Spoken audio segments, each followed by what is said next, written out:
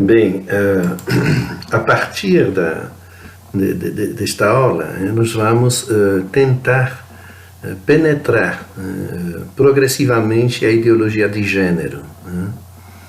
Então, é uma matéria complexa e complicada, inclusive explicar certos aspectos, porque é uma visão de mundo que frisa o delírio por certos lados. Então não é sempre fácil colocar isso em termos assim comunicáveis,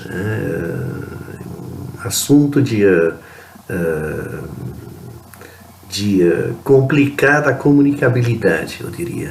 Então vamos ter que se agarrar, tem que prestar bem atenção, não é mesmo? E nós vamos tentar fazer isso de forma gradual. Vamos ter que seguir um passo a passo metodológico, um pouco mais rigoroso, eu diria, nessa parte do que em qualquer outra parte.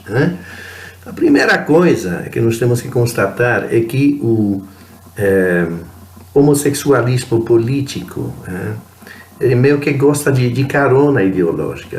Quer dizer, vocês vão lembrar das primeiras aulas, quer dizer, como eu expliquei, que o gaysmo embarcou de clandestino no conceito de minoria fermentado naquela peleja pela igualdade racial lá nos Estados Unidos.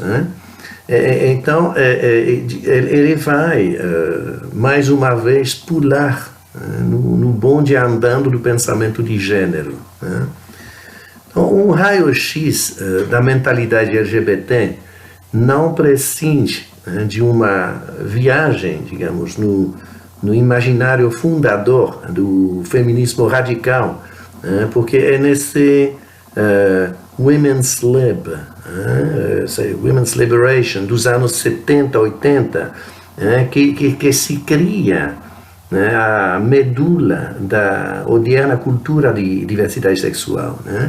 Então sabemos que o fenômeno feminista atravessa praticamente um milênio, é um fato sociológico multifacetado, que passa inclusive por ciclos variados, que portanto não se deixa capturar, digamos, em juízo simples. A gente detecta posturas reivindicatórias em todas as épocas da história, até na Idade Média.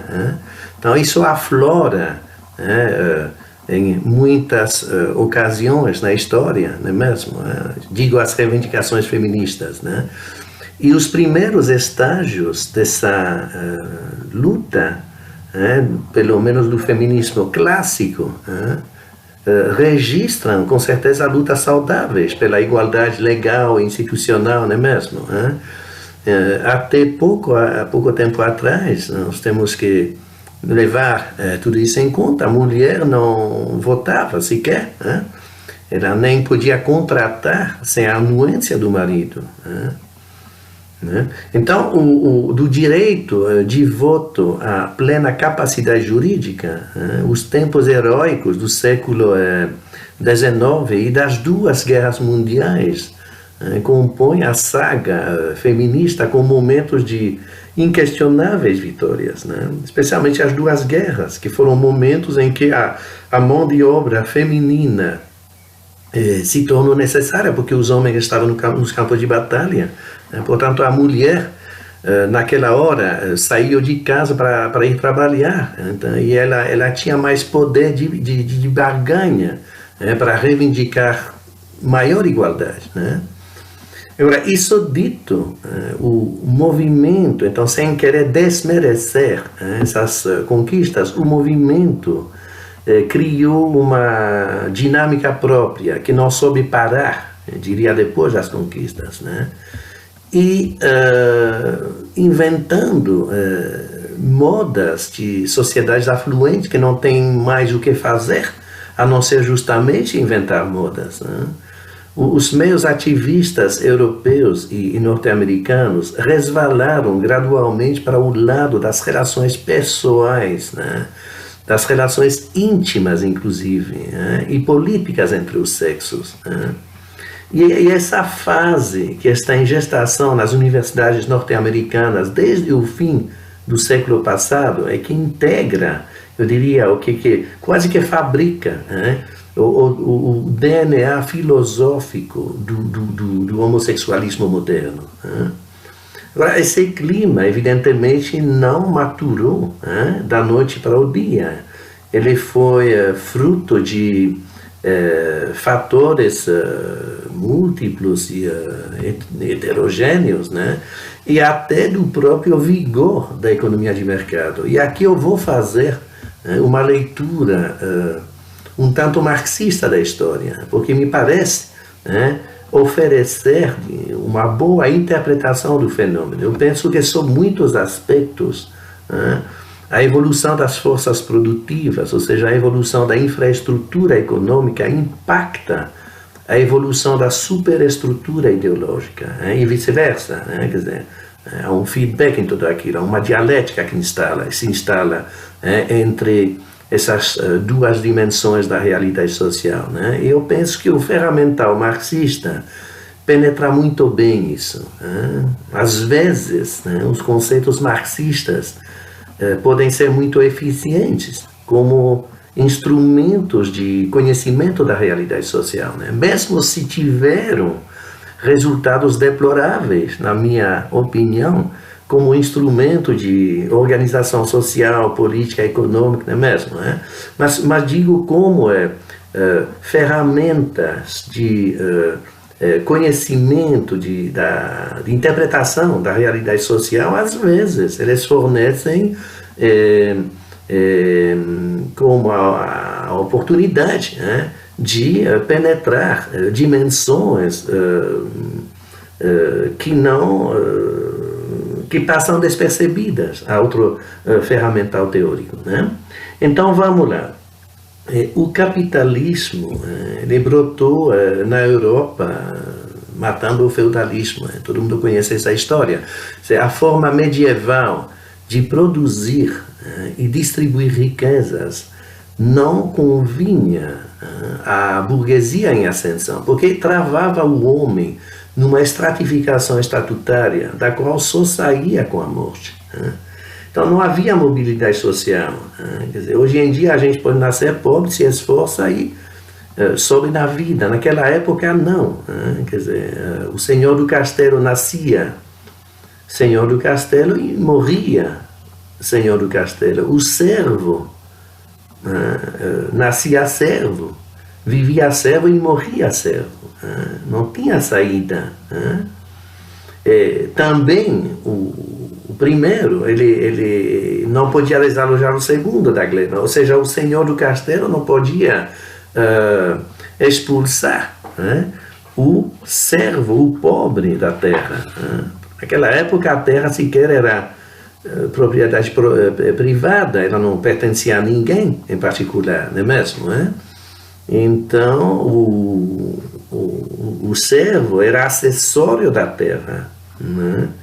E ele tinha direito em ficar nela até a morte, né? Então não havia sem terra. Em compensação, ele não tinha direito de deixar o solo sem a permissão do senhor, né? Então significa que era um mundo estático, em que todos existiam em função da coletividade e no qual cada um vivia atrelado ao outro. Ora, o capital, pelo menos na visão marxista, o capital se forma por confisco de mais-valia gerada pela mão de obra. Então, só que quem está preso no feudo, quem está preso na terra, não pode, evidentemente, vender sua força de trabalho em troca de salário. Então, era vital emancipar o servo dos grilhões da Idade Média. E a liberté da Revolução Francesa liberté, fraternité, égalité, não é mesmo? Então esse elemento de liberté da Revolução Francesa tem tudo a ver com isso, porque se tratava, na realidade, de libertar alguém do campo para, dirão as más línguas, então, escravizá-lo na manufatura, não é mesmo? Então as revoluções burguesas criaram assim até então desconhecida a figura do indivíduo. O indivíduo é o homem livre e apto a contratar, a comprar, a vender, inclusive os próprios braços, para assumir novos compromissos. Então essa figura do indivíduo não existia na Idade Média. Como eu disse, o homem estava amarrado nessa estrutura, não tinha essa liberdade. Mesmo. Então, o primeiro a sair de casa, eu diria, foi o pai.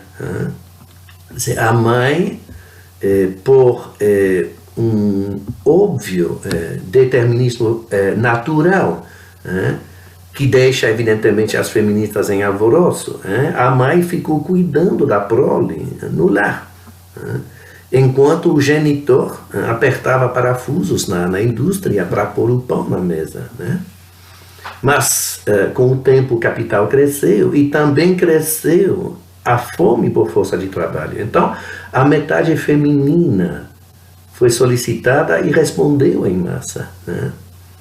Então, no total, o homem meio que descasou um tanto da mulher para casar com uma fábrica, enquanto a mulher descasou um pouco do homem para casar com o escritório.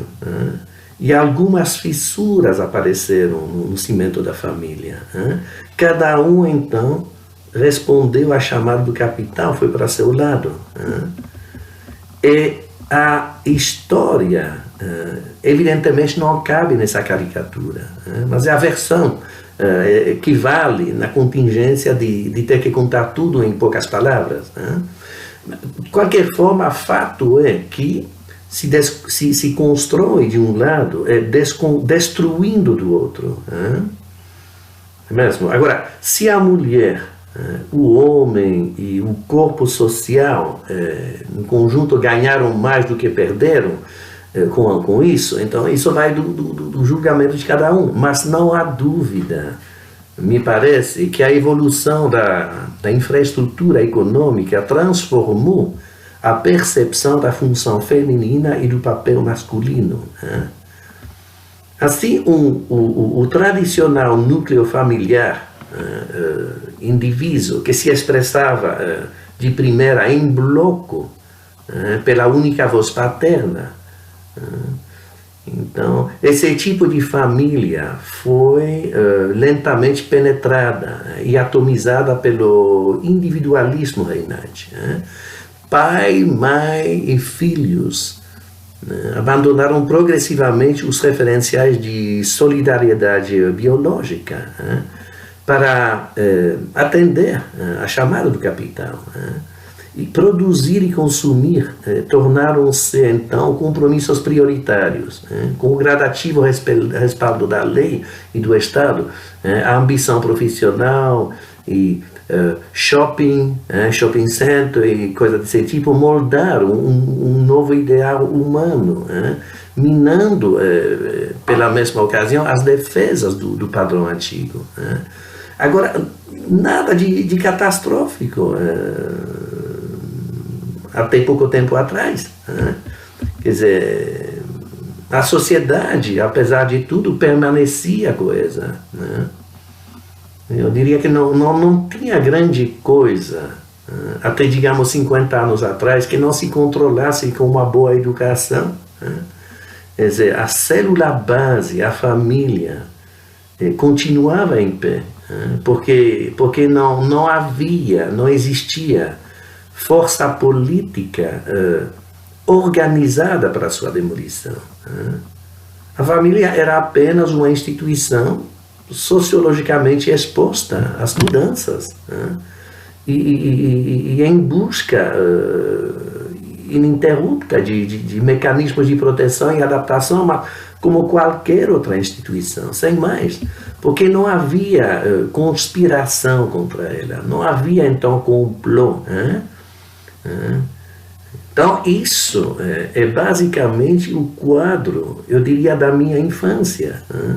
E assim funcionava. Mas a cena haveria de alterar-se perceptivelmente na conturbada década de 1960. Então, esse momento foi um momento de ruptura. Aí chega a pílula, e também o flower power, e a contracultura. Quer dizer, a mulher se liberta sexualmente e profissionalmente, porque o anticoncepcional o permite, mas também porque o capital o quer. Então, mãe de família, a partir daquela hora, perde a preferência, perde o prestígio que ela tinha antigamente. Quer dizer, figura feminina de sucesso, agora é só empresária ou executiva. Quer dizer, cuidar de meninos ficou brega. Amar marido, talvez pior ainda. Então, o projeto, a partir dos anos 60, isso é perceptível, o projeto era criar outra mulher. Quer dizer, uma mulher livre das amarras tradicionais da família, da maternidade, não é mesmo? E disponível para a produção e o mercado. E, assim sendo, já que se tratava de criar outro modelo antropológico feminino, já que se tratava de criar outra mulher, tornava-se primordial desvalorizar o que ela fora outrora. Então, era imperativo, escuta bem o termo que eu vou usar, era imperativo desnaturar o princípio feminino, e negar, então, toda a relação entre base biológica e estrutura psíquica da mulher. Então, a partir daí, o clássico reflexo de proteção, de abnegação, de entrega, a sensibilidade, a emoção e, sobretudo, o instinto materno, que faziam a beleza da dama clássica, então repentinamente viraram cafonice. E a mídia repercutiu a tendência, talvez fabricou até a tendência. Ser assim era in. Quer dizer, o termo que se usava naquela época, hoje talvez se faria assim, era fashion, não é mesmo? Pois naquela época a gente falava, era in. E a mulher, tradicionalmente âncora da moral sexual, que dizia não para moderar os apetites do macho, esse tipo de mulher deixava o palco. E o mundo, então, se entregava ao mais desenfreado hedonismo. Foi o tempo dos Beatles, dos Rolling Stones, Bob Dylan, Woodstock. A droga corria, inclusive. Então, é preciso entender a reviravolta, porque ela é chave para interpretar a atualidade. Um sistema que derruba outro, produz a própria justificativa. É condição sine qua non de sucesso, porque já que as massas elas só vão aderir a uma proposta política acreditando nela. Então é preciso racionalizar a proposta. Cortar cabeças em praça pública, por exemplo, não vai, obviamente, sem uma boa justificativa da guilhotina. Então, a selvageria, nesse caso, se apresenta como imperiosa para aniquilar a barbárie passada. Então, a Revolução Republicana, quase que espontaneamente, ela gerou legitimidade, pintando um quadro negro do regime monarquista. É assim que funciona. É a mecânica clássica. Capitalismo fala mal de comunismo, Enquanto o comunismo fala mal de capitalismo, minha violência é justa, a tua é terrorismo, não é mesmo? Quer dizer, isso é a mecânica de base. Então, em tal perspectiva, qualquer ligação entre as constantes físicas e sociopsicológicas da mulher era forçosamente uma obra coletiva carregada de historicidade. Se tratava de fabricar outra mulher, não é mesmo? Então eu preciso dizer que as constantes sociopsicológicas da mulher são um produto humano, fruto de influências antiquadas, inclusive, e suscetível, então, de transformação por opção voluntária. Determinismo biológico vira palavrão, não é mesmo? Quer dizer, enxergar o feminino ou o masculino como codificação civilizatória de bases naturais se torna retrógrado, se não ofensivo. A ideia é que se a mulher é um construto cultural, se ela foi fabricada por certos homens, ela pode ser desconstruída por outros homens, não é mesmo? Se não existe determinação natural em tudo aquilo, então é questão de opções culturais. Quer dizer, a gente pode mudar o que numa época, o que foi construído noutra época. Então, embora o militantismo alcançasse o paroxismo nos Estados Unidos, o germe ideológico, eu diria, foi plantado na França, e notadamente na produção da romancista Simone de Beauvoir, com quem se firma a ideia de uma opressão atávica da mulher pela gente masculina. Então, dizer que a esposa sempre sofreu mais que marido denota, na minha opinião, uma visão subjetiva e parcial da história. Quer dizer, é lógico, então, que havia como que eu vou dizer, o lado autoridade patriarcal e tudo aquilo, quer dizer, isso existia com certeza, mas essa noção que mulher sempre sofreu mais que homem, essa noção fazia parte do pacote ideológico, ela não parece talvez se justificar tanto, quer dizer, enquanto ele aguentava, digamos, enquanto ela aguentava as dores do parto e penava em casa, ele se matava na labuta do campo e morria na guerra. Então havia essa divisão do trabalho, vamos dizer assim, não é mesmo? Havia essa complementaridade, mas precisamente essa ideologia ela quer absolutamente destruir a noção de complementaridade entre os sexos, para introduzir justamente uma espécie de uma noção de como que eu vou dizer, de uma oposição de interesse, meio que a fazer do homem o inimigo da mulher para sempre, não é mesmo? De qualquer forma, a longevidade média do homem como da mulher nunca passou dos 40 anos antes da Revolução Industrial, de sorte que a condição feminina não foi, talvez, necessariamente pior que vida de varão, mas, malgrado, inclusive, o hercúleo esforço de muitos para tentar provar o contrário. Mas, de qualquer forma, a leitura se instalou na cabeça de Simone de Beauvoir e de toda uma geração, tornando-se, então, pedra angular da visão de mundo da época. E é nessa hora que a escritora francesa oferece a fórmula mágica. On ne n'est pas femme, on le devient, fala ela. Então, com a força de síntese, da qual a língua francesa tem um pouco o segredo, ela consegue resumir em 8 palavras toda a ideia do chamado construtivismo aplicado ao campo do gênero, da sexualidade. Né? Quer dizer, o que ela expressa é essa ideia que não se nasce mulher. Né?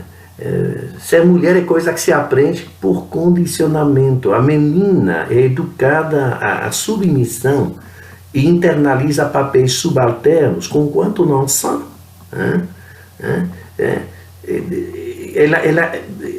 Ela internaliza,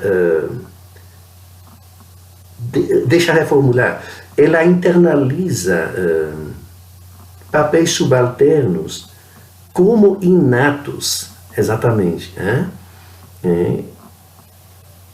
enquanto não são inatos.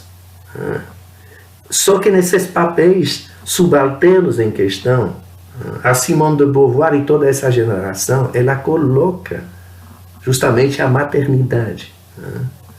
Então, é muito importante entender isso. Quer dizer, o alvo dessa ideologia é a maternidade. Isso nós vamos entender lá na frente, porque é a maternidade e seu casulo protetor, que é a família. Porque a maternidade é que, vamos dizer assim, a família é que trava a mulher fora do mercado de trabalho. E é a maternidade que trava a mulher na família, não é mesmo? Mas essa parte nós vamos entender lá na frente, mais na frente. Então, segundo essa ideologia, então, as atitudes e os modos femininos são construtos culturais que se pode e que se deve, inclusive, desconstruir para reconstruir por escolha racional. Logo, a configuração social do masculino e do feminino, ou a ritualização da interação entre os sexos, já não são expressão antropológica de um substrato biológico, e sim invenções humanas, impregnadas de subjetivismo voluntarista e sujeitas à revisão. Então, essa ideia que eu já expressei, se uma coisa é cultural, ela pode ser mudada, não é mesmo? O que é feito por certos homens pode ser mudado por outros homens. Né?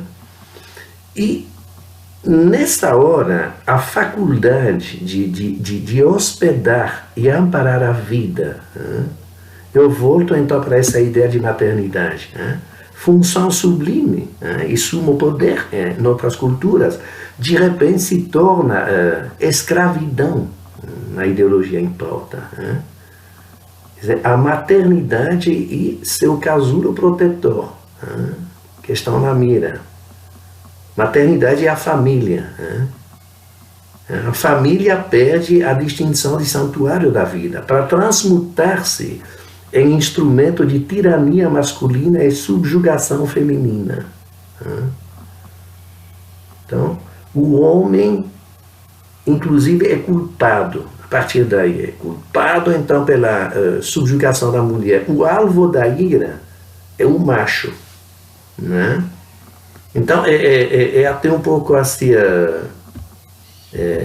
estranho constatar, mas na era da sustentabilidade, o feminismo radical ele propõe basicamente uma humanidade insustentável, justamente por desabono do papel materno e por desprezo do alvéolo institucional da vida, que é a família. Porque destruir o princípio feminino basicamente decreta o fim da família, que reproduz e protege a vida, não é mesmo? E que também forma cidadãos operacionais, respeitosos das demais famílias e do equilíbrio geral, porque na família que se aprende a regra, a disciplina, não é mesmo? E a mulher está no centro dessa mecânica. Isso daí nós temos que entender muito bem. É para você reparar isso, a palavra família compartilha a raiz de fêmea, feminino, lá nas brumas da etimologia latina. Acho que os latinos, inclusive, herdaram isso dos etruscos, né? Então, isso vem de longe, né? Então, o propósito semântico seria mais claro, né, se os acasos da evolução linguística portuguesa tivessem cristalizado o termo femélia ou feminília, ou uma coisa desse tipo, né? Mas com um mínimo de imaginação, a gente entende que a expressão ela transmite a ideia de uma estrutura girando em torno da mulher, da fêmea. Né? Família é isso. Né? Aliás, em francês, mulher é femme, é mesmo. Então, a relação com a família fica mais clara, pelo menos foneticamente. Né? E esse entendimento não escapou à sabedoria dos antigos, como eu falei, né? Eles, isso nós remontamos aos etruscos, né?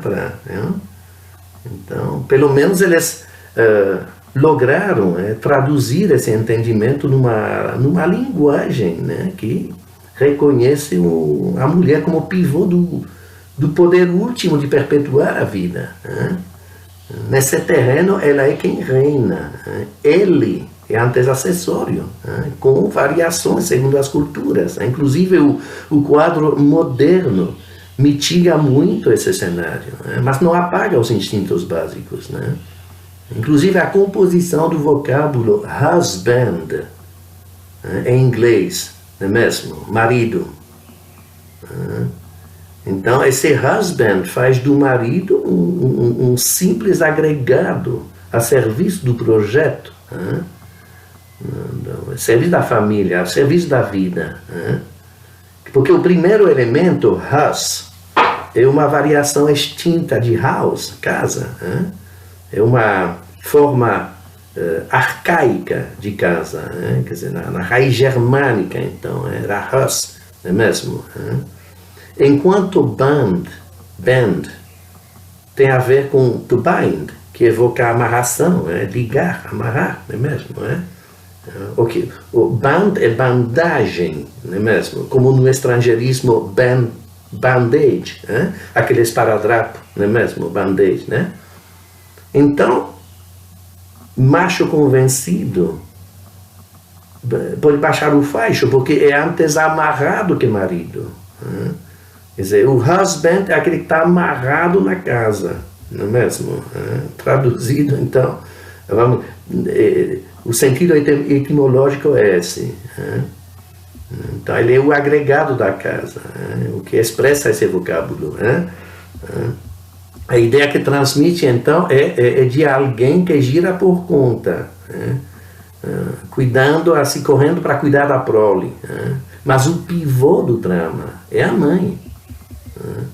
E saber se a posição resulta em poder, em servidão, ou nos dois ao mesmo tempo, depende muito da ótica de partida. A arte está no balanço, tudo é questão de equilíbrio. Quer dizer, cegueira ideológica sempre leva a excessos, não é mesmo? Num sentido como no outro, evidentemente. Mas voltando para nossa linha de raciocínio, eu estava explicando que o alvo da ira é o macho. E a deriva a tomar conta do Ocidente naquela hora reside precisamente na hostilização da têmpera varonil clássica. Então há um permanente cheiro de antagonismo no ar. Como disse, então, é uma ideologia que substitui a noção de complementaridade por uma noção de oposição de interesse, Quer dizer, uma ideologia eminentemente conflitual. Então, as qualidades clássicas do homem, do macho, então força, destemor, valentia, não é? Aqueles demais atributos da virilidade, perdem a estima naquela nebulosa conceptual do machismo.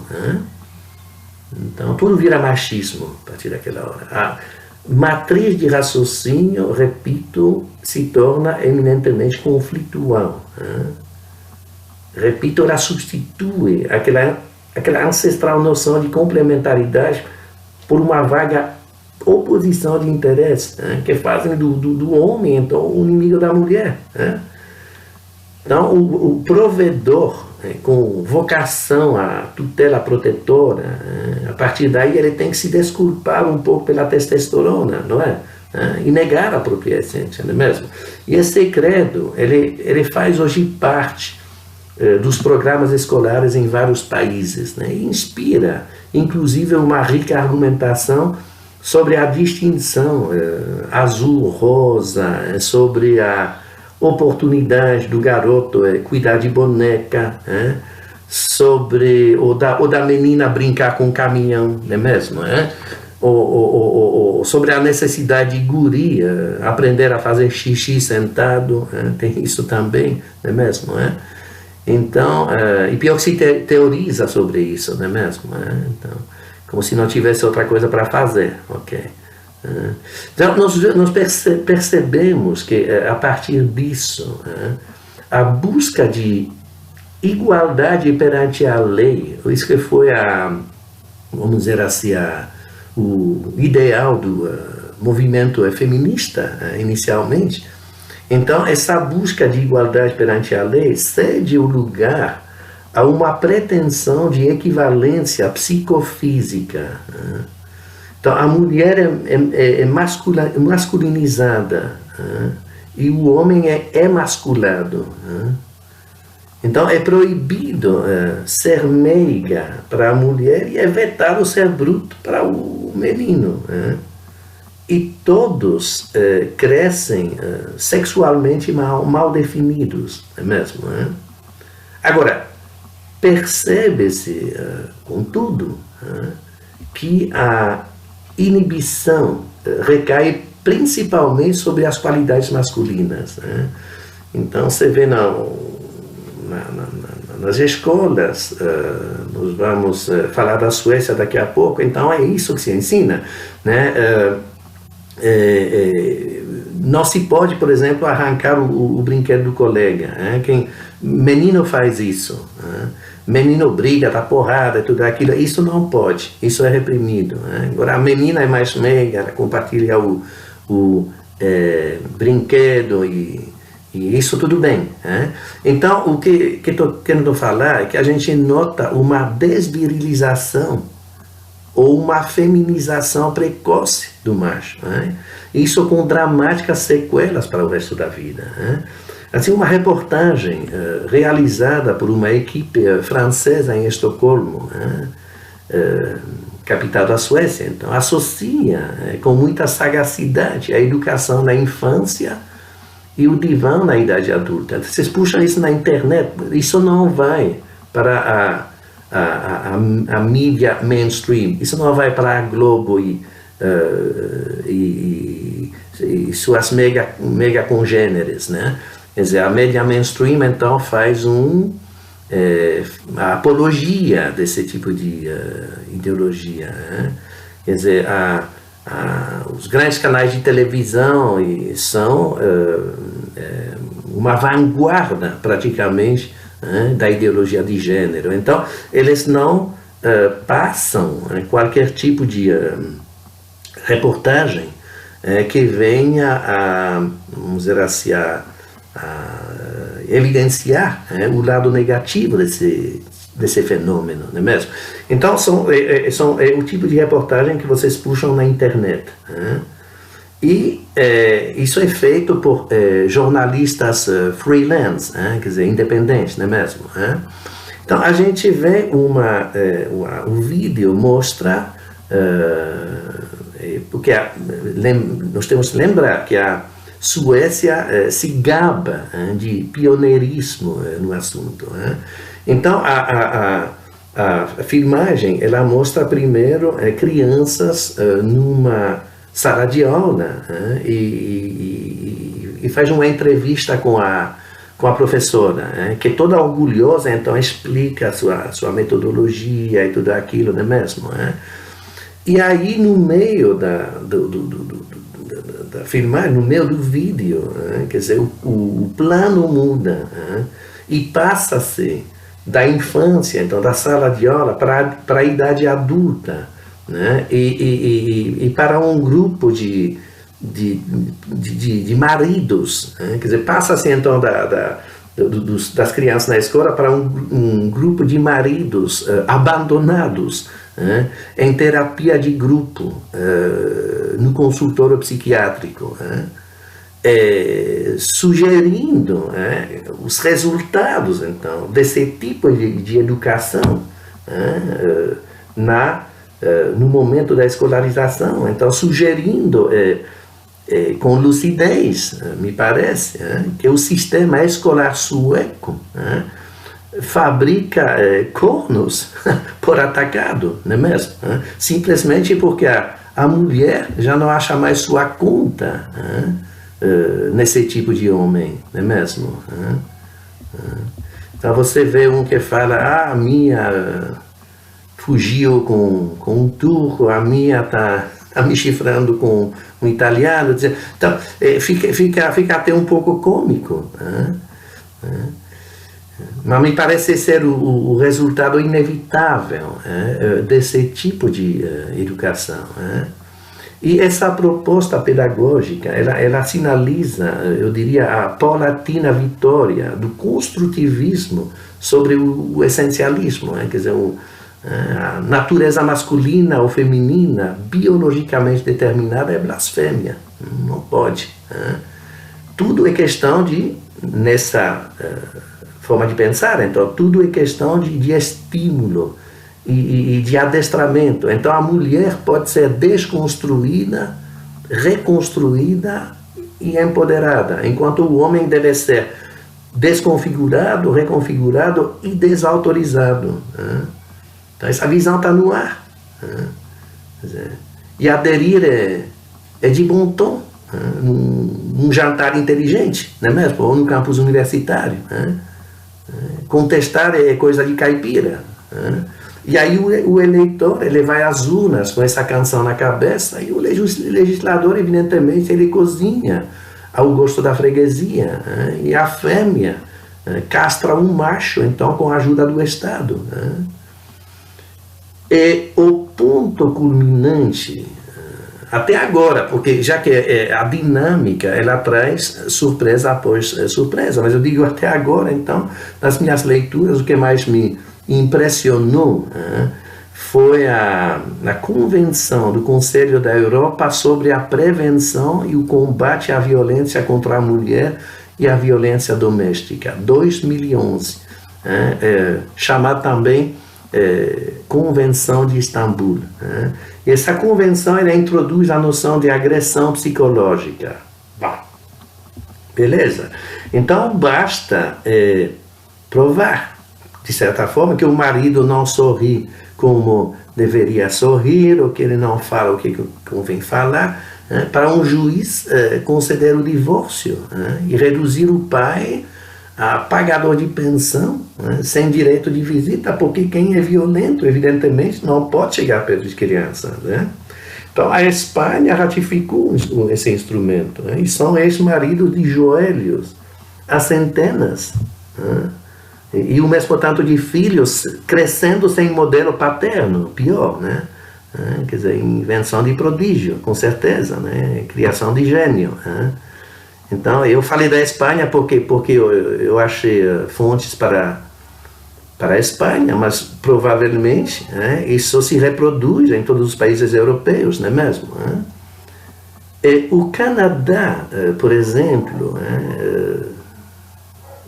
outro caso, entregue a uma espécie de feminismo de Estado, proporciona casos antológicos de insanidade análoga, muitos, mas eu vou citar um aqui. Quer dizer, um estudo promovido pelo Ministério da Saúde canadense, ou talvez Ministério da Mulher, qualquer coisa assim, chegou a espantosa conclusão que 300 mil canadenses batiam a companheira todo ano.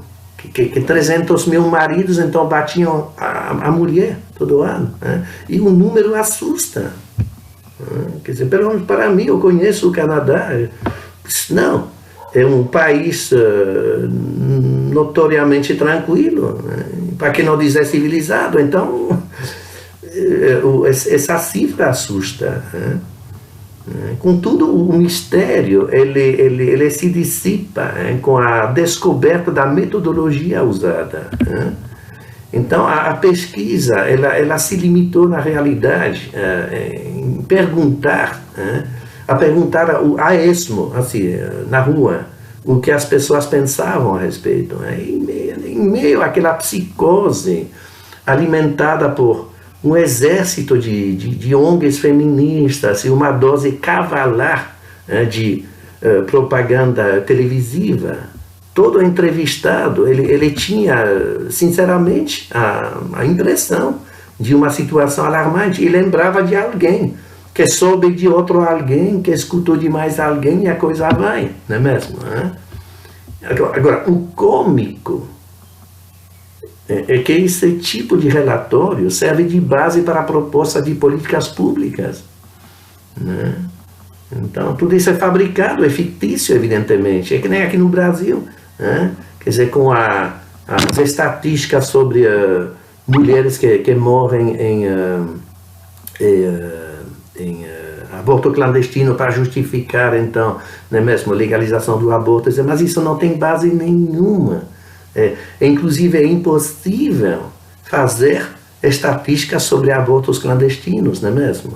Mas se faz e se fabrica, esse é 1 milhão de mulheres, aí pronto, então monta-se uma história, é isso, embasa propostas de políticas públicas, é como como as estatísticas sobre a violência homofóbica, às quais eu me referi nas primeiras aulas, né? Quer dizer, Secretaria dos Direitos Humanos da Presidência da República soltando números sem nenhuma filtragem, então números repassados pelas ONGs, não é mesmo? E outra vez, em cima disso, é que se faz propostas de políticas públicas. Então isso acontece no Canadá também. E o que tinha que acontecer, aconteceu. O Canadá gastou milhões construindo abrigos. Abrigos assim, para mulheres batidas, pronto.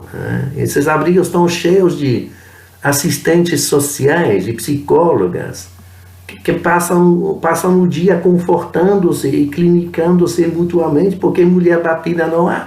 Os abrigos estão vazios. Eles foram visitados por uma associação de ex-maridos, olha bem, justamente esses daí um pouco sem refúgio e justamente um pouco maltratados, não é mesmo? Então, e esses ex-maridos descrevem um quadro insólito em entrevista jornalística postada na internet. Vocês vão falar o que eles são suspeitos para falar, porque eles têm interesse na história, mas o que contam soa plausível para quem conhece a histeria que impera naquela parte do mundo, onde, a título de curiosidade, existem, inclusive, organizações de segundas esposas com o objetivo de lutar contra os abusos das primeiras em questões de pensão alimentícia, já que ambas competem pela mesma renda, evidentemente. Então, a mais trágica dimensão dessa evolução está, sem dúvida, na ruína do princípio paterno. Vamos parar para pensar bem aqui, viu, gente? A autoridade a contrabalançar o carinho da mãe cai a zero. Porque pai evicto não contribui à formação do filho. Não é mesmo? Quando muito é uma segunda mãe, que como a primeira atende caprichos, gerando criança sem limite, sem responsabilidade, sem compromisso, a não ser com o próprio umbigo. O que eu acabo de falar aqui é profundamente politicamente incorreto. Você você nem se atreve no ambiente universitário a falar em princípio paterno, princípio materno, não é mesmo? Em colocar então como que eu vou dizer, a autoridade de um lado, o carinho do outro, não é? Quer dizer, é heresia. Mas é um mundo real, não é mesmo? Quando a gente se liberta, evidentemente, dessa camisa de força ideológica, dessa ideologia de gênero, então, e a gente ousa olhar para a realidade, é isso que a gente enxerga, sem dúvida, não tem muita dúvida a respeito. Então, para entender bem, quer dizer, o imaginário em questão, ele tende a borrar as noções de homem e mulher, de pai e de mãe, mas também de criança, pela mesma ocasião. Então, olha que eu estou entrando assim, devagar nessa ideologia de gênero.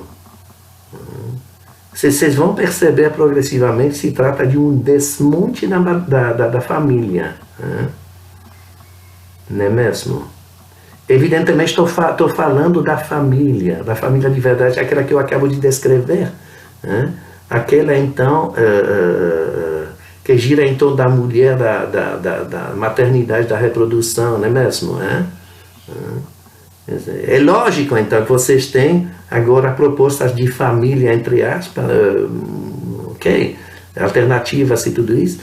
Se tudo é família, nada mais é família. Isso faz também parte da estratégia em questão de desmonte da família. Não é mesmo?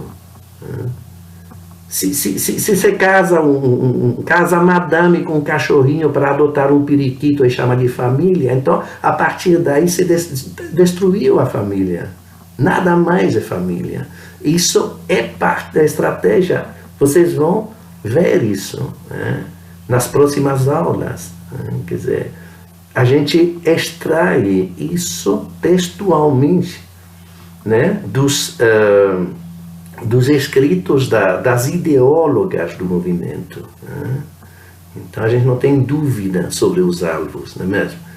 Então, como eu estava falando, esse desmonte ele é progressivo. Então, primeiro, essa ideologia, ela, como eu disse, ela borra as noções de pai, de mãe, mas também de criança, porque a criança, ela se define em função dos pais, da mesma forma que os pais se definem em relação à criança.